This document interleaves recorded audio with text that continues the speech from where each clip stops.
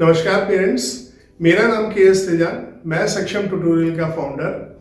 आज मैं आप लोगों को सभी कुर्दवार वासियों को बहुत बहुत धन्यवाद देना चाहता हूं कि आपके सहयोग से 2022 में हम लोगों को 13 साल पूरे हो गए हैं। यानी हमने कोटद्वार में सक्सेसफुली अपने 13 साल कंप्लीट कर लिए हैं और ये सब मुमकिन हो पाया है आप लोगों के सहयोग के कारण, आप लोगों के विश्वास के कारण।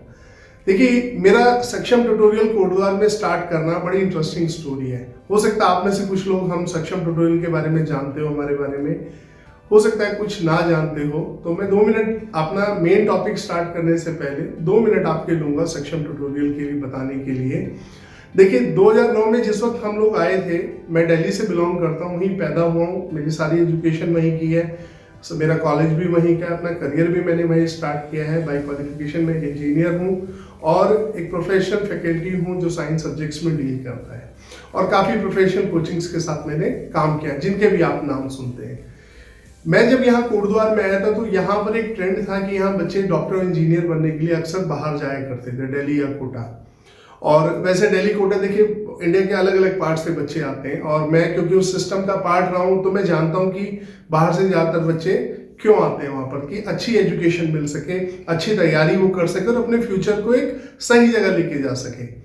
तो मैंने कोटद्वार जब आया था, मैंने कहा था देखिए आपके लिए तो मैं आसानी कर रहा हूँ कि मैं दिल्ली के सेम कल्चर को, क्योंकि मैं तो वहीं पढ़ा लिखा हूँ, वहीं मैंने अपना करियर भी शुरू किया है, तो मैं तो वही जानता हूँ और आपके यहाँ भी वही करूँगा। तो लोगों ने कहा कि नहीं, बच्चे तो दिल्ली कोटा जाके भी सेलेक्ट नहीं हो पाते हमारे, तो फिर यहाँ क्या फर्क आएगा, ऐसा क्या चेंज हो जाएगा आपके आने से। तो मैंने उनको बताया कि देखिए, दिल्ली कोटा जाके सेलेक्ट ना होने का मेन रीजन होता है आपके बच्चों के बेसिक्स वीक होते हैं। और रही बात पढ़ाई का, एक सिद्धांत है, उस वक्त भी मैंने लोगों को यही बताया था कि अच्छी पढ़ाई के लिए क्या चाहिए, अच्छा गाइडेंस चाहिए, यानी कि अच्छे टीचर्स चाहिए सिखाने वाले, अच्छी किताबें चाहिए, जो टॉप बुक्स होती हैं हर सब्जेक्ट की, अपनी अच्छी कुछ किताबें होती हैं, अगर बच्चा उन्हें कर ले तो बेहतर बन ही जाएगा, और उनको कराने वाले अच्छे टीचर्स होने चाहिए। और तीसरी जो सबसे इंपॉर्टेंट बात है, बच्चे को अच्छी आदत पढ़ना, ठीक है, जिसके बारे में मैं आगे भी बात करूंगा कि एक अच्छी आदत होनी चाहिए बच्चे के अंदर। ये 3 चीजें उसको कहीं भी मिल जाए, वो कोटद्वार हो, कोटा हो, श्रीनगर हो, कहीं भी मिल जाए, आपका बच्चा कामयाब हो जाएगा। इसके लिए जगह मैटर नहीं करती है बिल्कुल भी। तो मैंने इसी बात को रख के आप लोगों के सामने स्टार्ट किया था और मैं उन सभी पेरेंट्स का शुक्रिया करूंगा जिन्होंने शुरुआत में मेरी इस बात पे भरोसा किया और अपने बच्चों को मुझे पढ़ाने का मौका दिया, साथ में साथ मुझे फ्रीडम दिया अपने सारे मेथड्स उन पे इस्तेमाल करने का, ताकि मैं उनके भविष्य को एक अच्छी जगह पर लेके जा सकूं। उसी पॉइंट से जब हमने शुरू किया था, हमने पहले साल से अपने यहाँ पर रिजल्ट देने शुरू कर दिए थे। यहाँ अलग अलग तरह के मिसकंसेप्शन थे कोटद्वार में, बोर्ड्स का डिवीजन था, ठीक है, कि अलग अलग तरह की बहुत सारे ऐसे भ्रम फैले हुए थे जिनको हमने अपने काम से लोगों के सामने खत्म किया, बोल के नहीं किया, खत्म काम से किया। आप बोर्ड देख लीजिए, एक मिसकंसेप्शन था बच्चा बोर्ड की तैयारी करेगा तो कंपटीशन की तैयारी करेगा तो बोर्ड में अच्छा नहीं कर पाएगा।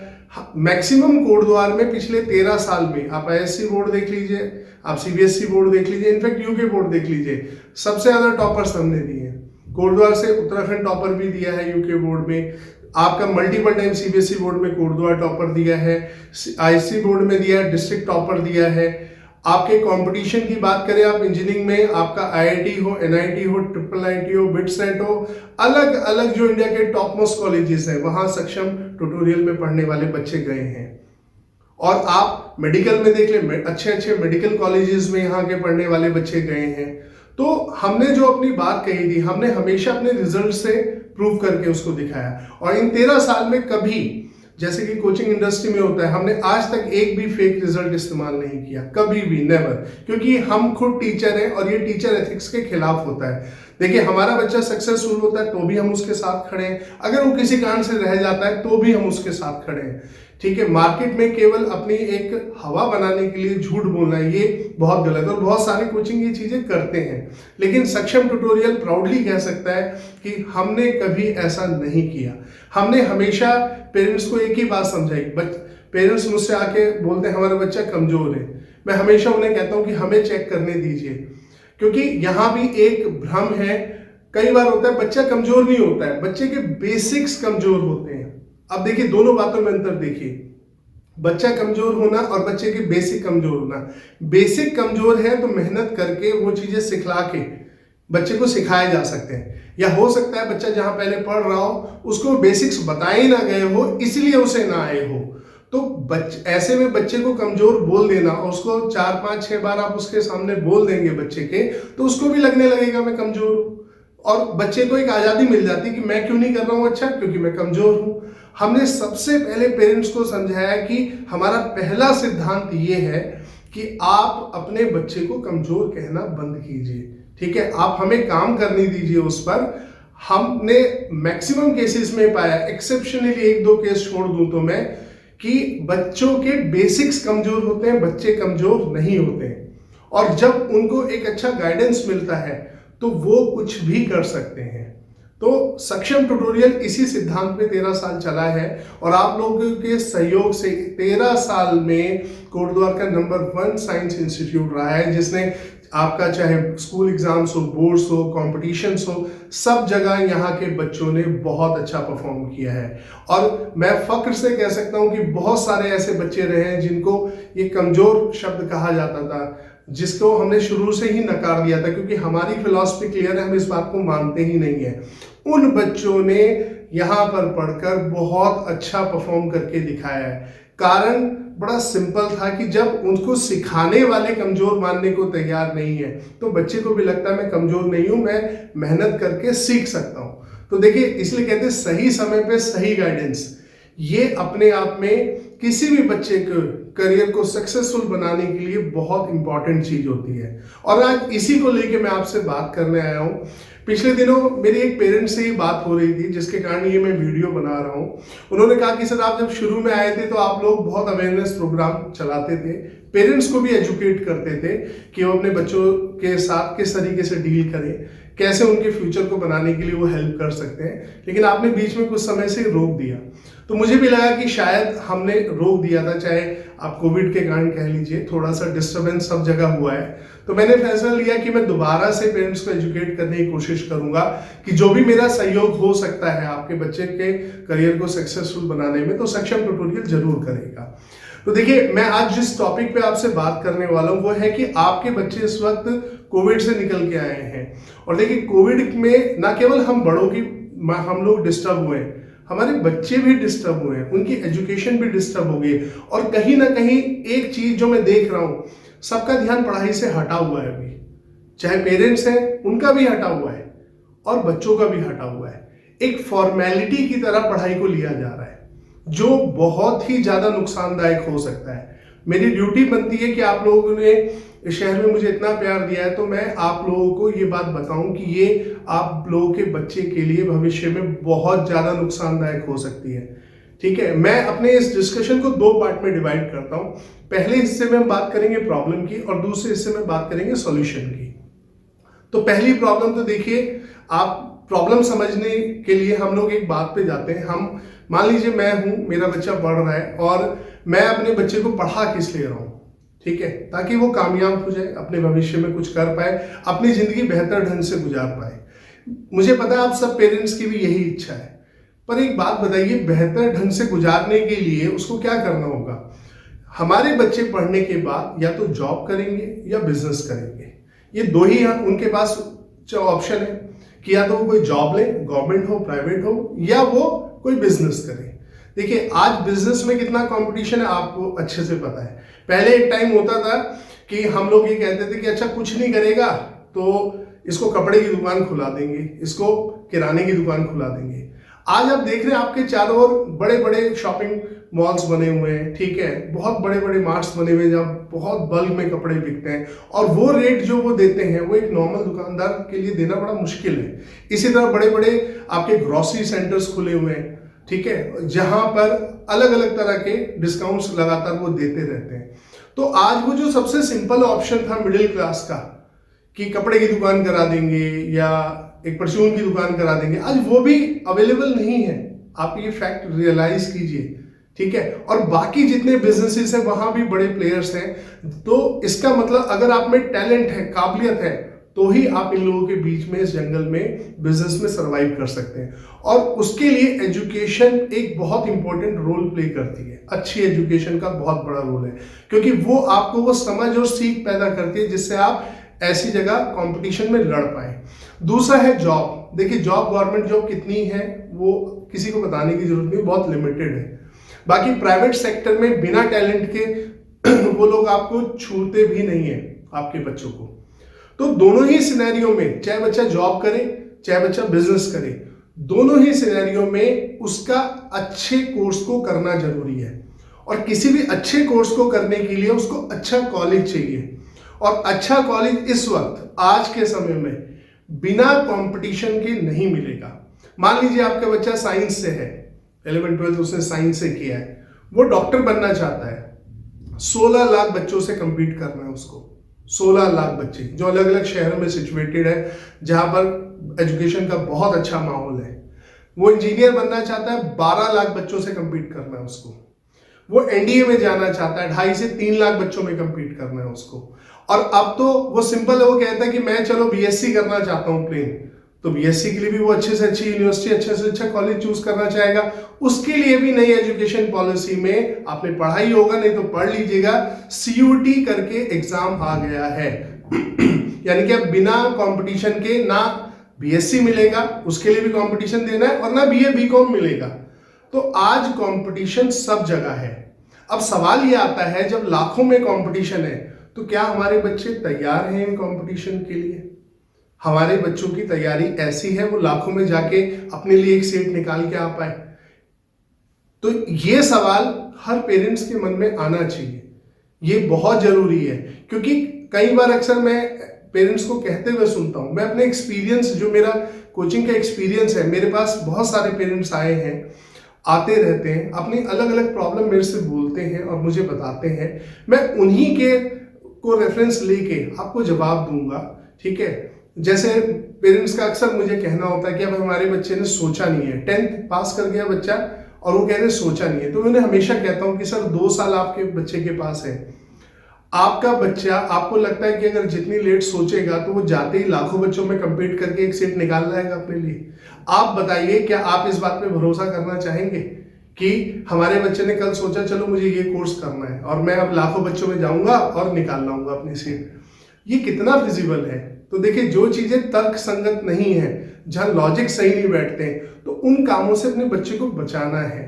तो सबसे पहली बात जो जरूरी चीज है कि आप कंपटीशन को समझें कि आपके बच्चे चाहे ना चाहे अच्छा कॉलेज पाने के लिए उन्हें कंपटीशन देना होगा, ठीक है। नंबर के बेस पे काम नहीं चलेगा, कंपटीशन निकालना होगा, जिसके लिए उनको अच्छी तैयारी की जरूरत पड़ेगी और अपने गोल को, उनको कुछ गोल मतलब कुछ ऑप्शंस पहले डिसाइड कर लेने होंगे कि मुझे इनके लिए तैयार करना है। मान लो मुझे डॉक्टर बनना है या मेडिकल रिलेटेड फील्ड में जाना है, मुझे मैथ्स रिलेटेड फील्ड में जाना है, मैं इंजीनियर भी बन सकता हूँ, एनडीए भी दे सकता हूँ सॉरी, अलग अलग ऑप्शंस अपने लिए तैयार कर लेने हैं। क्योंकि 11th-12th वो क्लास नहीं होती जहां बच्चा ऑप्शन सोचे।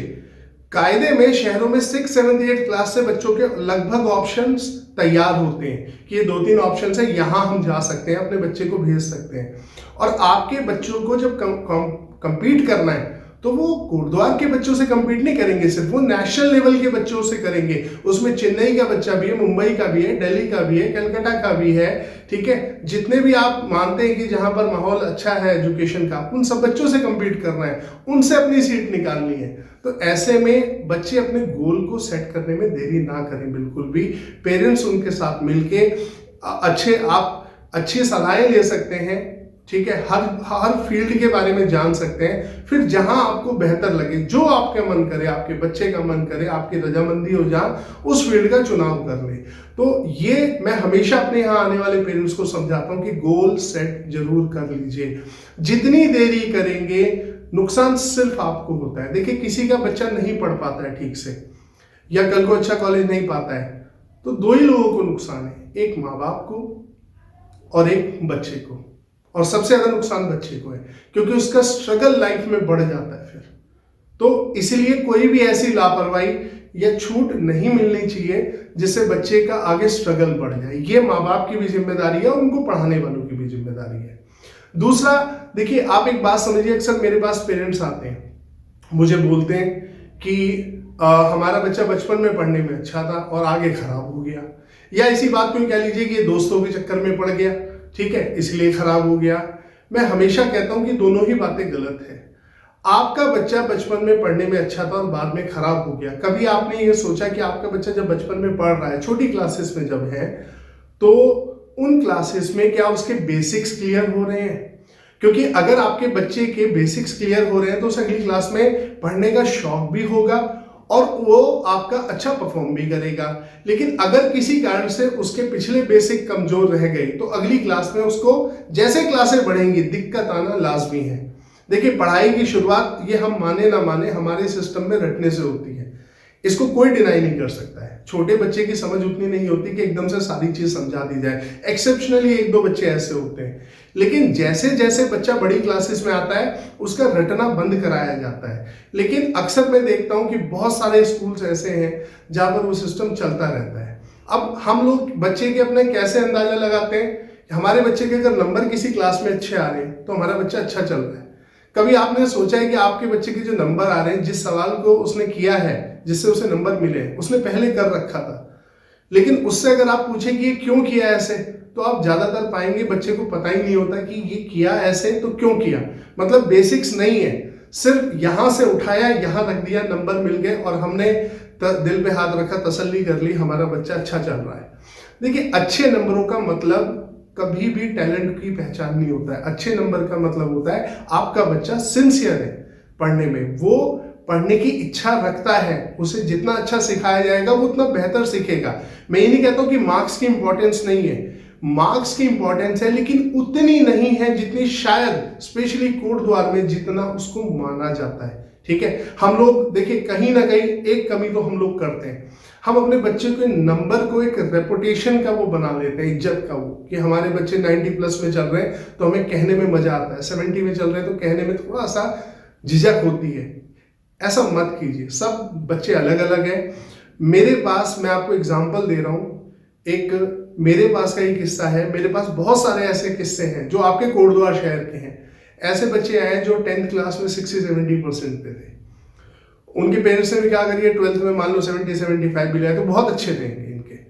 पर मैंने जब बच्चों को पढ़ाया, मैंने पढ़ाया कि आप ऐसा क्यों कह रहे हैं 70-75, हो सकता है जो इसको पढ़ाने वाला है उसकी भूख इतनी ना हो, उसकी ज्यादा भूख हो। मुझे लगा नहीं, ये बच्चा अच्छा कर सकता है, और उन बच्चों ने आराम से 12th में 90 प्लस में लिए, जो उनके कभी नहीं आए थे जिंदगी में, और सोचिए हायर क्लास में लिए, ठीक है, और बहुत अच्छे नेशनल लेवल के कंपटीशन निकाले, आज वो बहुत अच्छी कंपनियों में सेटल है।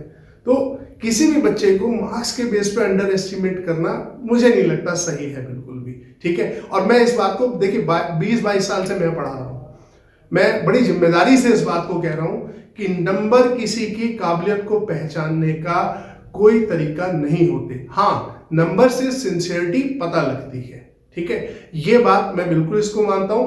तो अक्सर क्या होता है, लोग ये सोचते तो नंबरों को अहमियत नहीं देते। अगर हम अहमियत नहीं देते तो हमारे बच्चे बोर्ड्स में टॉप क्यों करते हैं? आप देखिए कई स्कूल्स ऐसे हैं जहां पर 10-10, 11 साल लगातार हमारे ही बच्चों ने टॉप किया है, सिर्फ हमारे। तो हम अपने यहाँ बच्चों को टारगेट देते हैं कि आपको अच्छे हैं तो सब जगह अच्छे रहना है, ये आदत डालनी है, आपको हैबिट बनानी है। आपको ऐसे नहीं करना है कि आप सोचे इतनी इस जगह अच्छे हैं और इस जगह हम रहने दें, तो ऐसे नहीं करना है, आपको सब जगह बेहतर होकर दिखाना है। तो देखिए पिछले 2 साल जो कोविड के निकले हैं, बच्चे ज्यादातर ऑनलाइन में बिजी रहे हैं, उनके कॉन्सेप्ट्स बहुत वीक हो चुके हैं, और आपको ये बात समझनी पड़ेगी कि आपके बच्चों के 2 साल के जो गैप है, जिसमें आपकी कोई गलती नहीं, बच्चों की कोई गलती नहीं, सब परेशान थे। लेकिन जब वो बच्चे कॉलेज के कंपटीशन के लिए जाएंगे, अपने लिए एक सीट लेने जाएंगे कंपटीशन में, उस वक्त इस बात को कोई कंसीडर नहीं करेगा कि पैंडेमिक था तो बच्चों का बेस कमजोर हो गया। अगर आपका बच्चा 7th क्लास में था और मान लीजिए 10th में आ गया है, तो 2 साल का उसका 7th, 8th, 9th का या 8th में था जो गैप हो गया उसके बेसिक्स का, वो आगे बढ़ता चला जाएगा और उसको आगे पढ़ाई में और ज्यादा परेशानी होगी। तो इस बात को हमें समझना पड़ेगा कि हम बेसिक से अपने बच्चों को ना हटाएं किसी भी कीमत पर, वरना उसका खामियाजा बहुत ज्यादा नुकसानदायक होता है, बहुत ज्यादा। तो ये प्रॉब्लम पहचानिए कि 2 साल में गैप आया है। मैं अक्सर कहता हूं कि पढ़ाई आलू की तरह है। जैसे बाजार में एक आलू मिलता है, जैसे आप लोग मीठा आलू कहते हैं, ठीक है, सस्ता आता है थोड़ा, और जो मीठा नहीं होता थोड़ा महंगा आता है। तो पढ़ाई को जो ज्यादातर पेरेंट्स की नजर में वो आलू के माफिक है बिल्कुल, कि ये आलू है और ये भी आलू है, लेकिन आपको अच्छे से अंतर पता है बनाने वाले को कि इसका टेस्ट कैसा होगा और इसका कैसा होगा। तो अक्सर इसे कम लिया जाता है, इसे ज्यादा लिया जाता है। तो बिल्कुल पढ़ाई भी ऐसी है कि हम क्वालिटी जो है उसमें नहीं जाते, सिर्फ पढ़ाई पे चले जाते हैं कि पढ़ाई तो हो रही है। अक्सर हम अपने बच्चों को इस ऐसी जगहों पर डाल देते हैं जहां पर हम सिर्फ अपने आप को तसल्ली तो दे रहे हैं, हमारा बच्चा पढ़ रहा है, ठीक है, पर वो क्या पढ़ रहा है, क्या सीख रहा है, उसके बेसिक्स कहाँ जा रहे हैं, इस पे ध्यान नहीं देते हैं बिल्कुल भी। तो आपको समझना पड़ेगा कि अगर आपके बच्चे ने क्वालिटी एजुकेशन नहीं ली, अपने कॉन्सेप्ट्स क्लियर नहीं किए, हर बढ़ती क्लास उसके लिए एक पहाड़ बनने वाली है। और जब ये ज्यादा इकट्ठा हो जाता है तो बच्चा गिव अप करना, देखिए बच्चा गिव अप करना शुरू कर देता है। अक्सर मेरे पास आके पेरेंट्स बोलते हैं, मैं ऐसी बातें जब समझाता हूं तो आप लोगों का एक जनरल मुझसे कहना होता है कि हम तो बच्चे को बतेरा समझाते हैं, बहुत बोलते हैं, पर ये फिर भी अपने दोस्तों के साथ चला जाता है।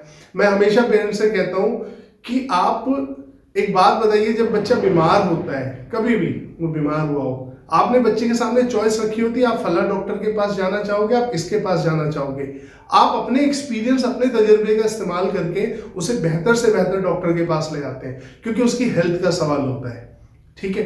अब एक बात बताइए, जब आपके बच्चे की पूरी जिंदगी का सवाल है, तो आपका बच्चा अगर मान लो दोस्तों के चक्कर में कहीं चला गया और आप इस बात को कह रहे हैं किसी को, आप उसके 1 दिन के 2 दिन के बुखार के लिए तो आप जबरदस्ती एक डॉक्टर के पास लेके गए, और जब उसकी जिंदगी की बात थी, जब उसके पूरे करियर की बात थी, जो आपको पता है कि आगे लाइफ कैसे चलती है, तो आप कह रहे हैं कि वो एक दोस्त के कहने से चला गया। तो देखिए, आपको बच्चे को रोक के समझाना पड़ेगा कि उसके लिए जो बेहतर है वो उस जगह जाए। ये देखिए, अगर आप उतनी छूट आप देते हैं तो अब मैंने कहा ना कि बच्चे का कोई भी नुकसान होता है सिर्फ 2 ही लोगों को होता है, पेरेंट्स को और बच्चे को, और किसी थर्ड पर्सन को नहीं होता है, किसी दोस्त को नहीं होता है। तो बच्चों को ये चीजें हमें समझानी पड़ती हैं कि पढ़ाई क्यों जरूरी है आपके लिए। अगर हम बोलेंगे नहीं, सिर्फ गुस्सा जाहिर करेंगे पेरेंट्स, सिर्फ ये बोल देंगे कि तू नालायक है, तू पढ़ता नहीं है, इनके साथ रहता है, इससे कोई सोल्यूशन नहीं निकलता है, बिल्कुल भी कभी नहीं निकला है।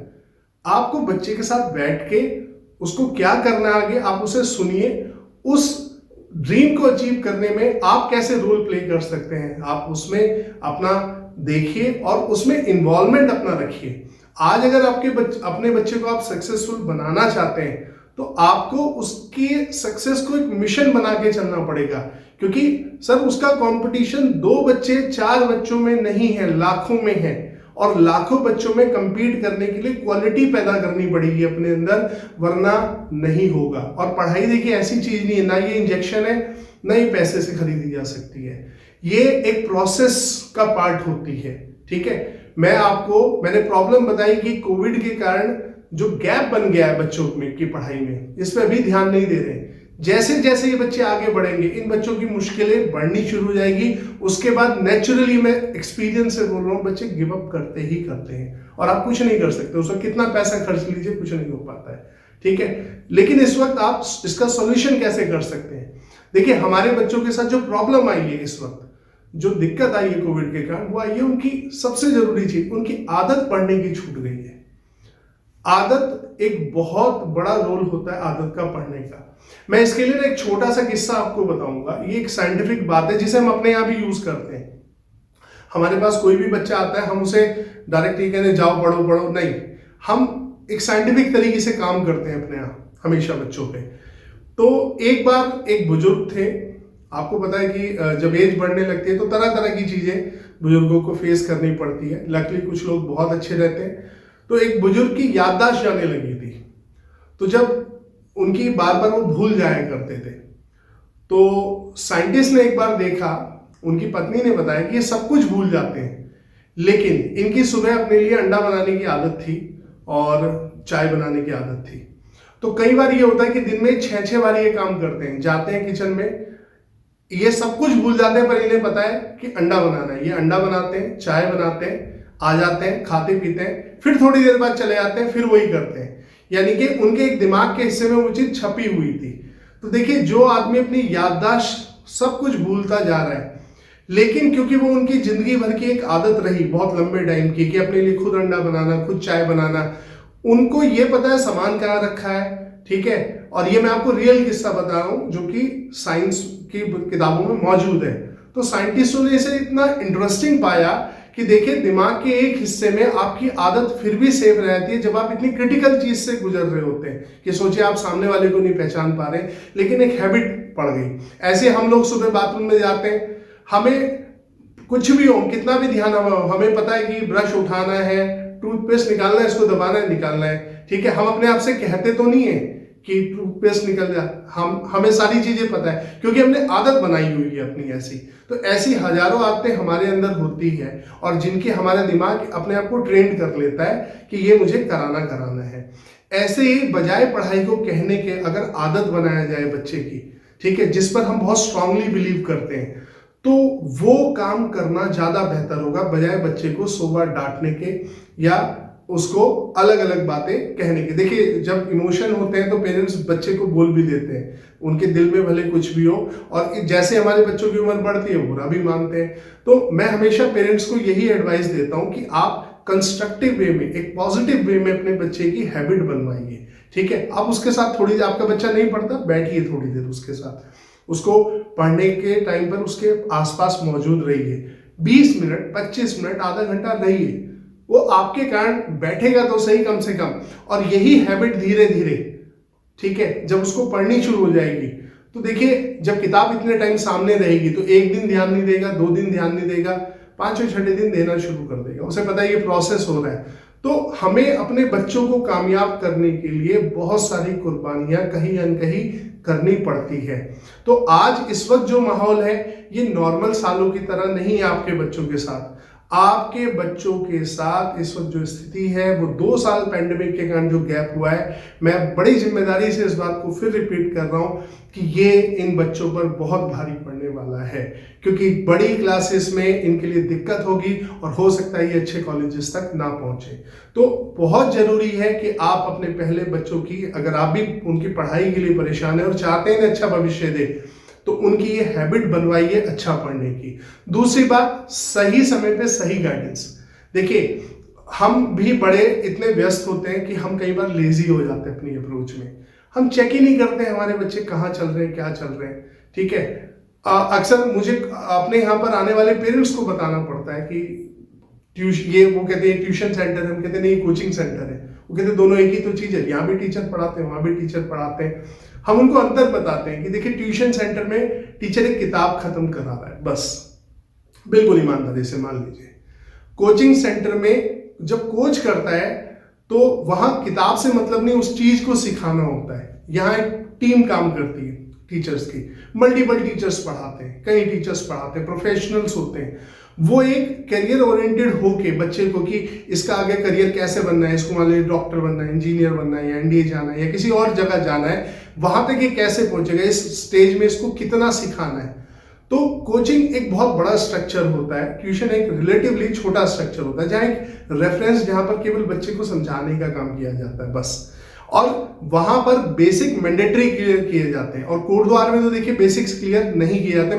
मैं इस बात को जिम्मेदारी से बोल रहा हूं, आपको जिसको भी हो अपना बच्चा मेरे पास ले आइए, आपको सामने पता चल जाएगा बेसिक्स नहीं क्लियर किए जाते हैं। अभी तक मैंने लगभग जितने बच्चों और पेरेंट्स से बात की, और मैक्सिमम मेरे जितने एडमिशन है, उन एडमिशन्स होने का कारण मैक्सिमम ये रहता था कि पेरेंट्स ने सामने देखा है कि बच्चे को बहुत सारी चीजें बताई नहीं गई सिलेबस की, सिर्फ उसको, मैंने कहा ना, ये नंबर की दौड़ ने एक पर्दा डाल के रखते हैं पेरेंट्स की आंख में। वो पर्दा कब खुलता है, जब बच्चा हमारा 12th पास कर जाता है, फिर हमें लाखों रुपया उसकी फीस के लिए भरना पड़ता है, जहां पर ये भी सर्टेन नहीं कि इस बच्चे का भविष्य बनेगा या नहीं बनेगा, ये इसको जॉब मिलेगी नहीं मिलेगी।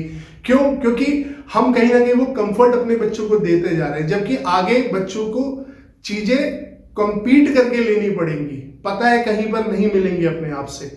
तो हम अपने बच्चों को इस सोसाइटी में कमजोर कैसे भेज रहे हैं, ये तो माँ बाप को भी सवाल उठाना पड़ेगा। हमें अपनी व्यस्तता से समय निकालना पड़ेगा। जितना समय जाता रहेगा आपके बच्चे को नुकसान होता रहेगा। अगर आपके बच्चे के आज के बेसिक खराब हुए, ठीक है, और आपने सोचा चलो अब तो मैंने डाल दिया कहीं, अब क्या सोचना, कोई बात नहीं, अब देखते हैं अगले साल। देखिए आप देख लेंगे, आपको लगता है कि आपका बच्चा इस बात, आप ये जुआ ही तो हुआ कि आप ये मान रहे हैं कि अगले साल आपका बच्चा कर जाएगा वो चीज। अगर नहीं कर पाया तो उसका पूरा भविष्य लटक गया, उसका पूरा या इस बीच उसे गलत आदत पड़ गई तो।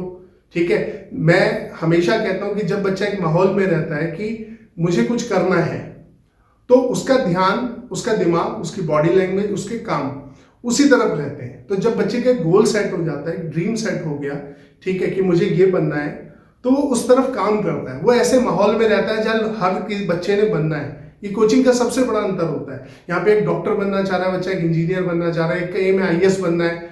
वो ऐसे लोगों में बैठ रहा है जिनके लाइफ में कुछ बड़े एम है। तो जाहिर सी बात है ये अपने लिए कुछ छोटा तो नहीं सोचेगा। ठीक है, ये देखिए संगति का असर बहुत ज्यादा होता है। तो ऐसी जगह फिर बच्चा भी अपने लिए कुछ गोल सेट करता है, उसके लिए मेहनत करता है, ठीक है, और तब जाके वो आपका एक अच्छा भविष्य बना पाता है। और गाइडेंस का रोल तो देखिए इसमें सारा आता ही है, मेन गाइडेंस ही है कि कैसे उसको एक डिसिप्लिन में रख के पढ़ाया जाए, उसको अपने पे विश्वास करना सिखाया जाए, उसके अंदर जो भगवान ने उसे पोटेंशियल दिया, क्वालिटी दी है, उसको टीचर खींच के निकाले बाहर, ताकि जब ये बच्चा कंपीट करने जाए तो ये अपने फुल पोटेंशियल के साथ जाए, पूरी काबिलियत के साथ जाए। ये काम टीचर्स का होता है। और जाहिर सी बात है कि कोचिंग्स इन्हीं के लिए होते हैं, प्रोफेशनल कोचिंग्स का यही काम होता है। यही मैंने आपके शहर में मैं 13 साल से कर रहा हूँ। सक्षम ट्यूटोरियल ने इसी में सैकड़ों बच्चों का यहाँ पर भविष्य बनवाने में आप मदद की है। हमारा काम था उनको अच्छा गाइडेंस देना, उनको पॉजिटिव रखना, उनको खुद पे ट्रस्ट करना सिखाना। इसलिए मेरे यहाँ पर आप वीक से वीक बच्चा देखिए अच्छा ग्रोथ किया है। पेरेंट्स का जो सहयोग इसमें मुझे मिला है उसके बारे में मैं बोल भी नहीं सकता हूं। उन्हीं के सहयोग के कारण हम 13 साल यहाँ पर निकाल पाए हैं। और इसी कारण से मैं आप लोगों के बीच में आया हूं ये बात कहने कि आप अपने बच्चों को ध्यान से देखिए, उनके साथ लापरवाही मत कीजिए। एक थोड़ा सा आलस आपके बच्चे के करियर पे भारी पड़ सकता है इस वक्त। देखिए हम कोटद्वार के सारे बच्चे नहीं पढ़ा सकते, ठीक है। ये वीडियो केवल मेरे प्रमोशन के लिए नहीं है। ये वीडियो में मैं आपको एक चीज क्लियर कर दूं कि मेरी कैपेसिटी है बच्चे पढ़ाने की, एक लिमिटेड कैपेसिटी में पढ़ा सकता हूं।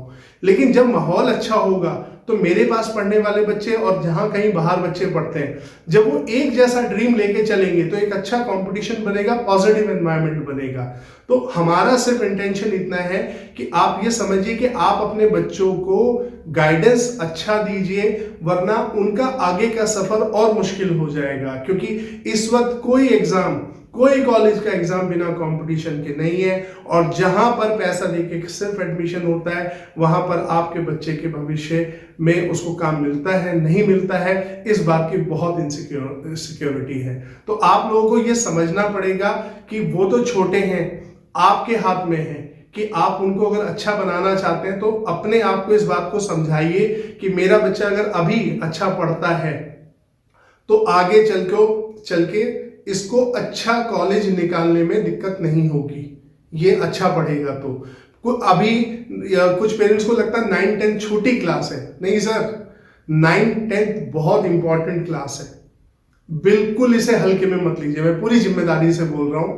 9, 10 बहुत इंपॉर्टेंट क्लास है और ये बड़ी क्लास है, ठीक है। 11, 12 तो बड़ी है ही है, ठीक है। वहां तो देखिए टफनेस भी बढ़ जाती है, वहां गलती की तो गए आप, पढ़ाई से तो आपको फिर हासिल नहीं होने वाला। लेकिन 9, 10 वो आदत डलवाएंगी, वो बेसिक्स आपके क्लियर होंगे, वो जुनून आपके अंदर बनता है, तब आप 11, 12 में उस लेवल पे मेहनत कर पाते हैं। तो ये मत सोचिए मेरे बच्चे आज छोटी क्लास में है तो कोई बात नहीं, चल जाएगा काम। ये एटीट्यूड आपको ही नुकसान देगा, आपके बच्चे के लिए मुश्किल बढ़ा देगा।